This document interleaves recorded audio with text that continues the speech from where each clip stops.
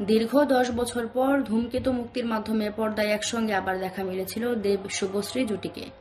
কিন্তু এবার তাদের নাম নিয়ে শুরু হয়েছে বিতর্কের ঝড়। দেবের একটি মন্তব্য যেন আগুনে ঘি ঢেলেছে টালিপাড়ায়। গত 14 আগস্ট মুক্তি পেয়েছিল টলিউড সিনেমা ধূমকেতু।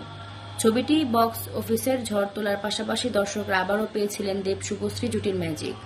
তবে সম্প্রতি ভারতীয় গণমাধ্যমের এক সাক্ষাৎকারে দেবকে প্রশ্ন করা হয়, যদি এই ছবি 2025 সালে তৈরি হতো তবে শুভশ্রীকে কি নায়িকা হিসেবে বেছে নিতেন কিনা।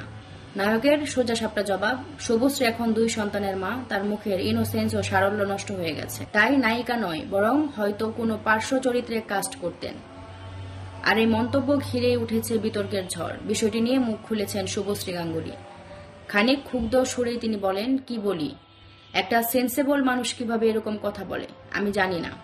আমার পার্শ্ব চরিত্র করতে কোনো সমস্যা নেই, আমি সন্তানের মা হয়েছি, আমার কাছে চরিত্রটাই আসল। কিন্তু 2025 সালে দাঁড়িয়ে একজন নায়ক যিনি আমার সঙ্গে ছবি প্রচার করেছেন, তিনি যদি এমন অসম্মানজনক মন্তব্য করেন সেটা মানা কঠিন।